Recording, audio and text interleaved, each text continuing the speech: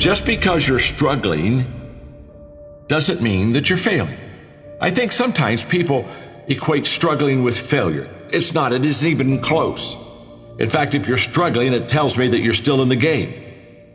I wrote a book several years ago called Failing Forward, and the whole thesis of the book is that we do fall, we do fail, but when we do so, let's make sure we're pointed in the right direction.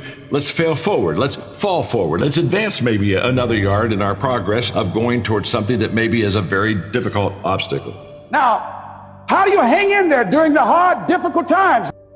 You must have faith. You've got to believe in yourself.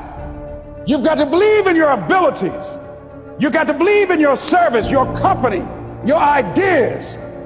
Unquestionably, you've got to have faith, and that faith gives you patience.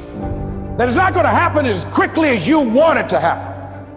A lot of things are going to happen that will catch you off guard. And so therefore, you've got to deal with and handle it as it comes. And not only that, but that faith and patience drives you into action. You got to keep moving and keep plugging away. Yes, it's hard. Getting good at shit is hard. Outperforming other people is hard. But if you want to win, you've got to do hard shit. So you're going to have to lean into this. You're going to have to get good. Now it's just a question of, do you want it bad enough to work so hard that when you pull it off, people would rather believe it was magic than just really hard work? Because if you do, and you do those things, then, my friend, you will get in. Failure is only permanent if that's what you choose to believe. Reframe it. Recognize you have power. Recognize you have control over what you do, and recognize that if you leave people in awe, and that, my friends, is your job. The only way to really have mind-blowing success in life is to set the bar ridiculously high and then surpass all expectations.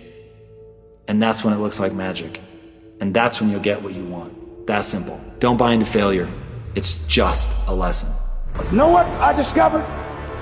When you're working at your dream, somebody said the harder the battle, the sweeter the victory.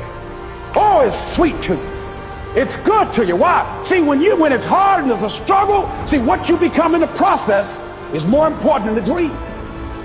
That's far more important. The kind of person you become, the character that you build, the courage that you develop, the faith that you're manifesting. Oh, it's something that you get up in the morning, you look yourself in the mirror, you're a different kind of person. You walk with a different kind of spirit. When I said I wanted to become an entrepreneur, my family thought it was crazy. They thought I was risking everything. What was I doing? And there were times I wondered about that. Had I just made my wife's life miserable? In my dark moments, I worried that they were right. But in my dark moments, I just focused on, I'm not going to let them be right. And I only need one belief. And that is that if I put consistent time and energy into improving my skill set, if I'm honest with myself about where I am, what I need to do to improve, I actually will improve.